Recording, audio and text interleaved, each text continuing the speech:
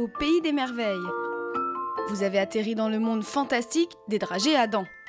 La société familiale souffle cette année sa 100e bougie, 100 ans de couleurs et de sucreries. Baptême, mariage, communion, toutes les occasions sont bonnes pour en déguster. Une véritable friandise. Son origine proviendrait d'un accident.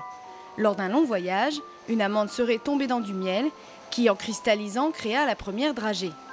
Dans cette gourmandise, vous trouverez du chocolat, des amandes siciliennes ou espagnoles, des noisettes, des pistaches ou encore des pâtes de fruits. Déjà, réception de l'amande. Ensuite, vous avez une première phase. Soit elle est torréfiée, ou alors l'amande directement est mise dans des premiers cycles, ce qu'on appelle le cycle de gommage.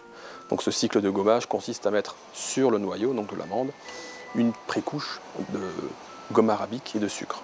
Ensuite, on le stocke pendant 8 heures. 8 heures après, on la reprend, on la met dans les turbines sur lesquelles on va mettre différentes couches de sucre par pulvérisation. Et vers la fin de ce cycle, on mettra le ou les couleurs pour arriver à toutes ces couleurs que vous voyez juste à côté de moi. C'est un cycle très long. On va dire qu'il faut 4 fois 8 heures.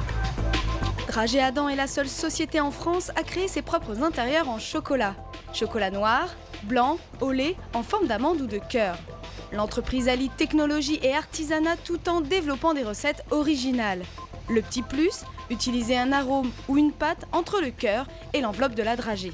Ce qui est très important chez nous, c'est la dichotomie des deux. D'un côté de l'innovation technologique, pour lequel on a eu des grands prix d'ailleurs cette année dans l'innovation, et ce mariage, et fort bon mariage d'ailleurs, avec cet aspect manuel. On met des dizaines, voire des centaines de couches, donc l'objectif c'est de couvrir le fruit.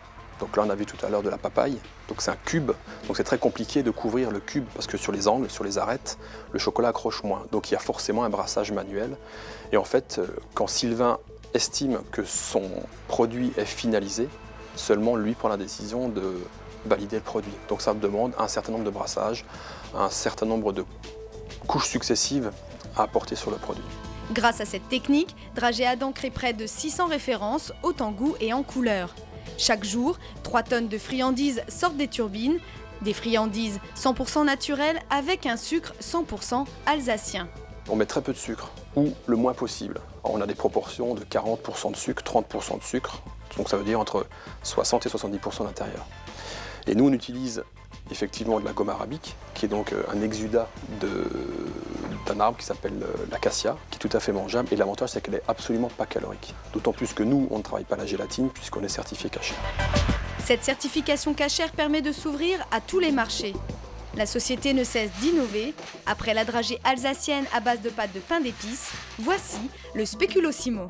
Speculissimo, donc c'est une amande torréfiée d'Avola, sur laquelle on met de la vraie pâte de spéculoos et qu'on termine au sucre. Et la deuxième très grande innovation, ce sera faire des dragées à l'intérieur liquide. Et ça, c'est en cours de finalisation et on devrait sortir ce produit pour fin de l'année. En fait, c'est un péché. Et on a un très joli nom, on s'appelle Adam. Donc, quelque part, je me demande si la genèse n'était pas déjà écrite. Une dragée, c'est un péché, mais c'est aussi une expression. Chers amis du terroir, savez-vous d'où vient l'expression « tenir la dragée haute » Alors, il y a 2 écoles.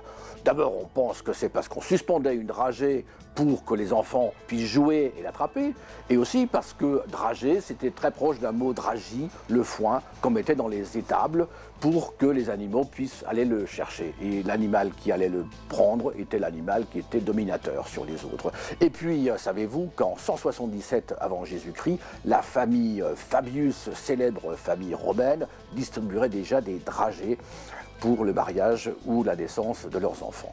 Et puis, dans les dragées, il y a toujours cet effet de surprise. Quand on croque dedans, on ne sait jamais sur quoi on va tomber.